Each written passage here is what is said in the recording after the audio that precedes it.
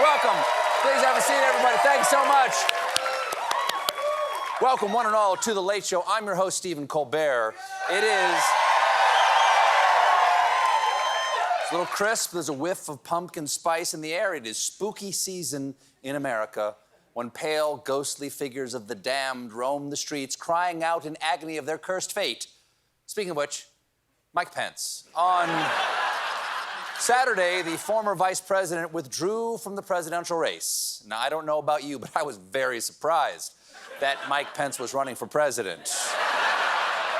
I hadn't registered. Pence made the announcement during a speech this weekend.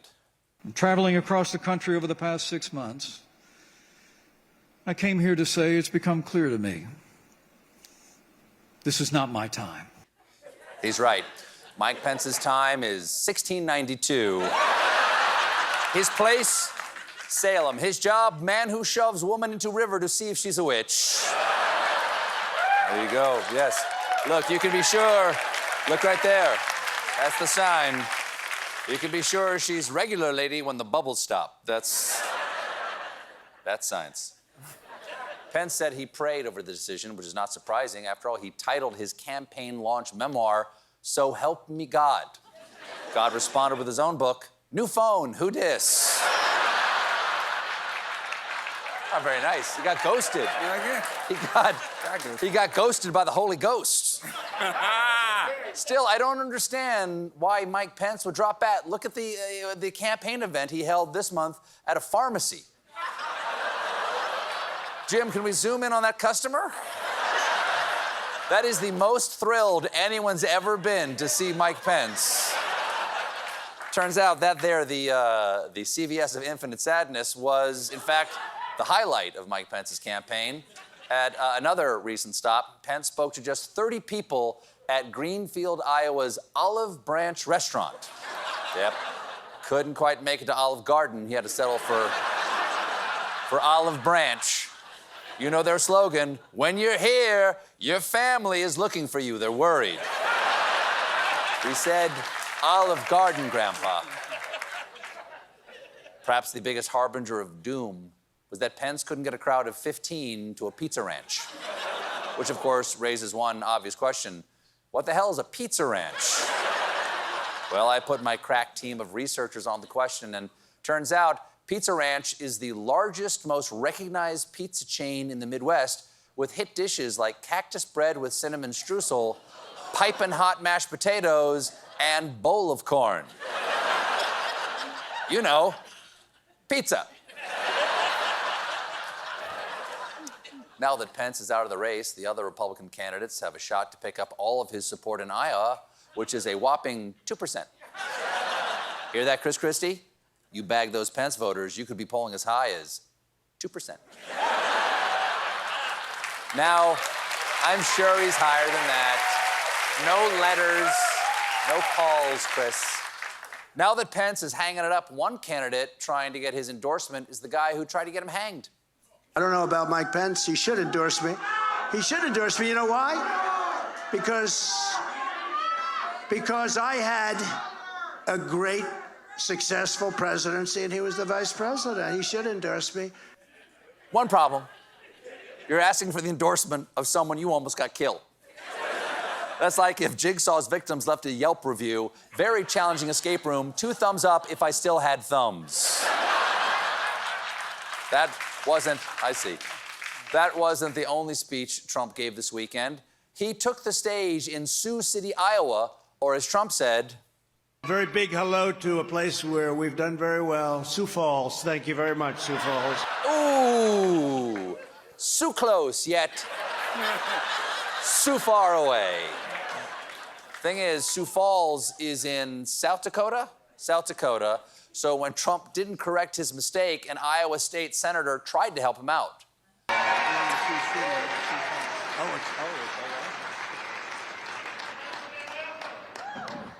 So Sioux City, let me ask you, how many people come from Sioux City? Nice save.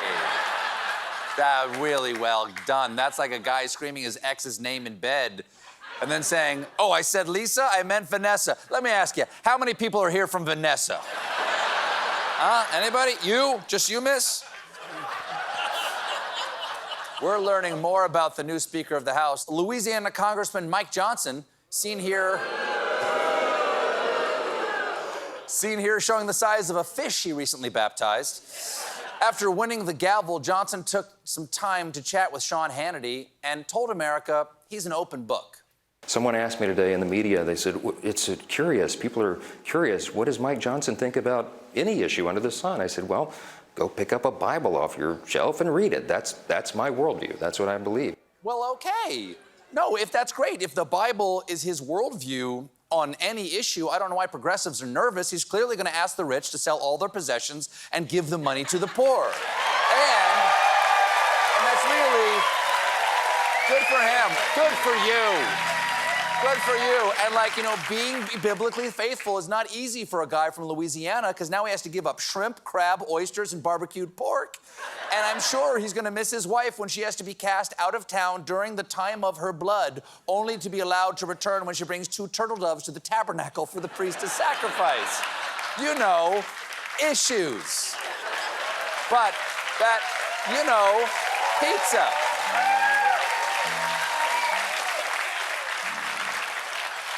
But that Hannity interview wasn't the first time Johnson advocated for his idea of a Christian government. This is him on the House floor just 6 months ago. Jefferson clearly did not mean that metaphorical wall was to keep religion from influencing issues of civil government. To the contrary, it was meant to keep the federal government from impeding the religious practice of citizens. The founders wanted to protect the church from an encroaching state, not the other way around. Exactly. You can read all about it in Jefferson's famous essay, "Yeah, I didn't mean that." Obviously, what he's saying is a crazy interpretation of the separation of church and state. Jefferson used that wall metaphor because a wall is closed off to both sides. You don't want politics in your church, but if you let church into your politics, you end up with guys like Mike Johnson representing the church to young people, and they're all gonna say, "No thanks, Jesus," no matter how fun it is at Youth Pastor Ricky's Leviticus karaoke night. Now, one big way Johnson wants to slip a little church tongue in your state hole, taking rights away from gay people. When the Supreme Court struck down anti-sodomy laws on privacy grounds, Johnson wrote, "By closing those bedroom doors, they have opened a Pandora's box." Now, not to nitpick, Mike, but if there's one thing we know about gay men, they're not that interested in Pandora's box. Johnson, nothing? Nothing? Forget it.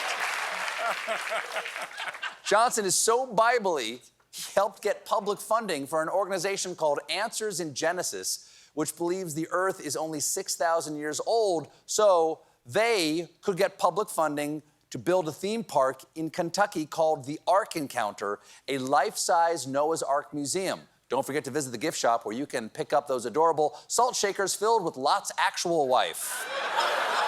Now, don't look back. According to the literature, the museum is a place where children can learn that dinosaurs were passengers on the Ark. Yes, many early humans had dinosaurs as pets. It's right there in the book of Hanna-Barbera. "And the Lord spake to Hezekiah, have thou a yabba-dabba-doo time, a dabba-doo time, we'll have a gay old..." Wait, not that part. Wilma! It's a living.